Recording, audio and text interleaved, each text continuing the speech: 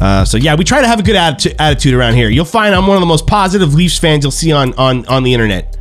I've tried, man. I've tried looking around. I've tried looking around for other people as positive as me about this stuff. I don't see them. Not with Twitch channels. Not with YouTube channels. It's such a... Oh, look at that. Leslie coming through big time. Oh, thank you very much, Leslie, for being so generous. For being so generous to new people in the chat, making them feel welcome and at home. Urbe, you got it now, man. Chat away. You're gonna have that nice, crisp maple leaf beside your name, man.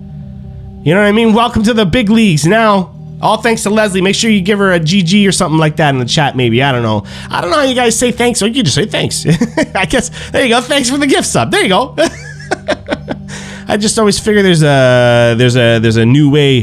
There's always some new internet way of doing things. So, you know, if you guys know the slang, you got the cats in the chat there already. We usually get the soup cans. I guess I should change the thing that triggers it, right? I should rename it. Something to do for Jack, man. It used to be for Superman is what we did for Mikheyev, but he's always hurt or not here or whatever. I don't know what's happening. So, yeah, I should probably switch that over to Campbell then, all right? Oh, those Leafs are looking great in the chat. Those Leafs are looking great. Look at that. Look at that. I think you all got them right now. I think everybody that's in the chat right now has one. Nice, right? But seriously, feel free. I recommend you go around, you look at other Twitch channels that do this stuff, okay? Look at other YouTube channels, right? And question them, man. Call them out on some of this stuff. Why do I gotta be the only one, all right? You don't gotta be rude. You don't gotta be rude, subs in the chat right now, okay? Okay, you don't have to be rude to people. But when you hear people saying ridiculous things, like after 3 games in a row losing, that like the Leafs are doomed to not even make the playoffs, when it's first thing in the season, call them out, man. Call them out. You know what I mean? Remind them, oh, excuse me? 5 games in, you're worried? I mean, that's what social media is for, right? They want the comments. In the end, guys, in the end, you're doing them all a favor. Okay? They might not even recognize it. They might hate you for it. But you know what? You're doing them a favor. That's an interaction on their content. Right? And whether it be YouTube, Instagram, Twitch, whatever, even if you argue what they're saying back and forth 10 times, that's good for their algorithm. You know what I mean? And if they were smart about doing this stuff, they would embrace the discussion. They would embrace it the way we do around here. You want to disagree with me about what Marner is? You want to disagree with me about what Tavares can do? You want to disagree with me about what being a Leafs fan means? I'm here for it all day. Let's get that interaction going. Let's show people the discussion is happening here, and it's happening without fear. Oh my goodness, we're busting out rhymes. All right? We're not afraid of each other here. We have fun, and we're having a good time looking at all those Maple Leafs in the chat. People are always lowering the lifeboats. You know, like, let's chill, man. You know? I get it. There's so much conflict out there right now. There's so much conflict out there in the real world that, you know, it's tough. It's tough not to get bothered by it and then have that carry over into things. I got 2 little kids, man. I gotta make sure every day that I'm not a miserable jerk just because the world sucks so bad at times. You know what I mean? Because they can't grow up in that environment. They need positivity to flourish. And I want to be that. Right? Just like with the Leafs, I want to be that positivity. And it looks like all you lovely folks here want to be part of that positivity too. Right? So that's what I love about sports. Sports is supposed to teach you how to deal with conflict positively. Right, Leslie? Right? You know what I'm talking about. You love the conflict too, but not in a negative way. Right? You and I are big on that. We love the conflict, but we want it to be a discussion. Right? It can be that. That's how you deal with conflict. You don't sulk. You don't sulk and call people trolls all the time and everything like that. You don't block people all the time because they're voicing an opinion. You know what I mean? You engage in that opinion. And if it's a strong one, maybe you've got a strong opinion back. And that's totally cool because at the end of it, we can shake hands. You know? At the end of it, we shake hands in sports. That's what hockey's supposed to teach us. Right? I don't understand where all this bitterness and this like ridiculousness that happens on all these channels and stuff. I don't know why it's coming through the camera all the time. All these people wearing Leaf stuff looking at me through their little lens. Always complaining about everything. They just complain all the time. You're not TSN. You're not Sportsnet. You don't have to put the Leafs down when they're doing badly. You don't have to do it. You know what I mean? Holy. Yeah, man, it's all about positivity around here. Yeah, there you go. There you go. The penalty kill, or sorry, power play. The power play. I will fully admit, right? The power play that the Leafs use, this whole like, bring it up to the blue line or the red line, and then drop it back to the next guy, right? Right, Leslie? The power play, they drop it back to the last man who then rushes in, and they always seem to find a way over the line. But like, it takes so long to do, to set that up. It wastes like a good 15 seconds, and I hate it. I hate it. However, even though myself and many other Leafs fans and many other hockey fans can't stand it, look at it, really look at it. Watch how many times they cross over the blue line. It's almost all the time. You know what I mean? It's almost all the time they get over the blue line with possession.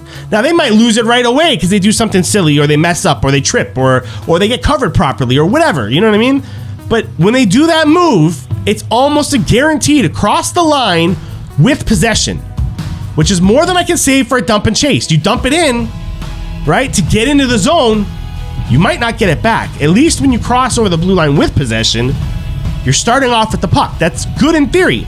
And most times it's correct. In fact, that's one that I'm pretty sure is always correct. I can't think of a time on a power play where you'd want to cross that blue line on a dump and chase if you don't have to. If you don't have to and you've got this other drop pass method, you know what I mean? Use it. Use it. Just be better at what to do then once you cross the blue line. That's something I'm going to have to get used to. And I'm an old school guy. I can't stand to see power play time wasted. I'm like, 15 seconds to gain the zone? We could have done that 3 times by now. I could have done 3 dumps and chases, you know? But like, it works. It works. And I can prove that it works because other teams do it too. I can't name them all, but I guarantee you I've seen Calgary do it as of late. Calgary Flames definitely did this. I saw them do the exact same thing.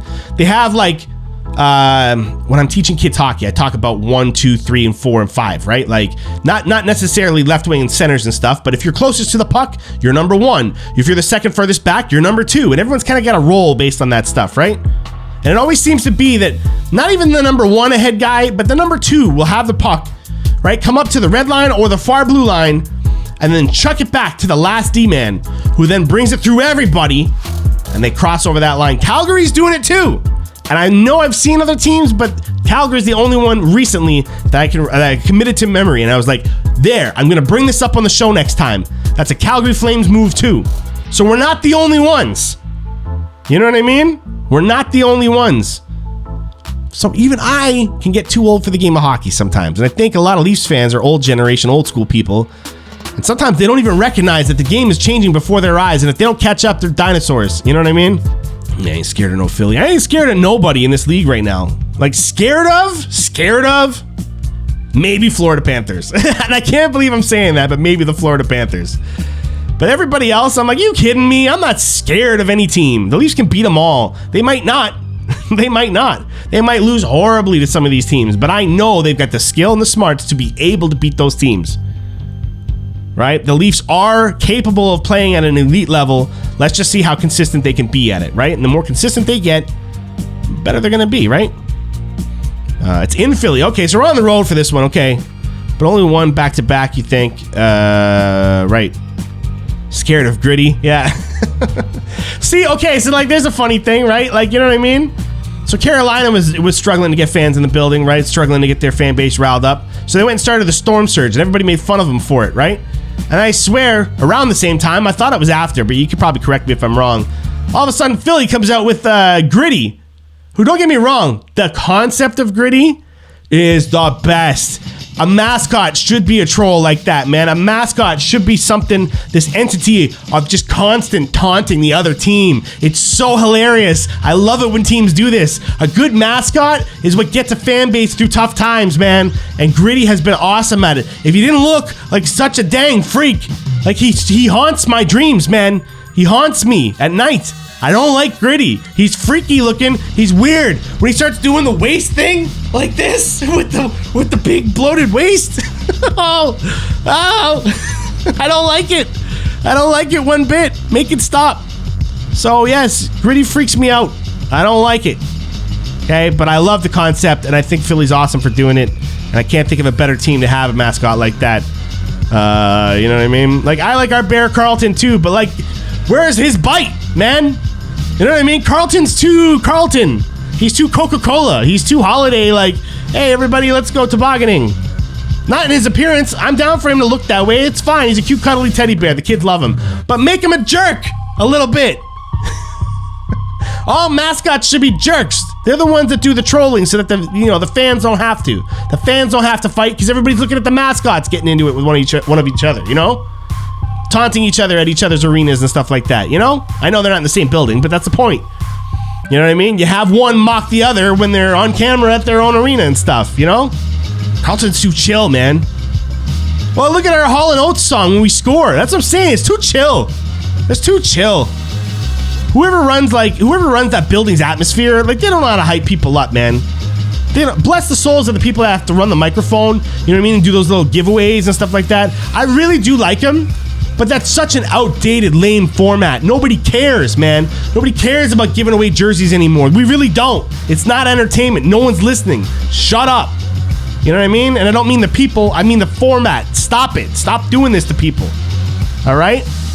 While they're there, everything about that experience should be taunting the visiting team. Everything. You talk to fans, you somehow get them in on the taunting. That's what it should be, man. That's what it should be. We should be creating a vicious, hostile environment for visiting teams to play in. That's how you do it. All right? Right, everybody?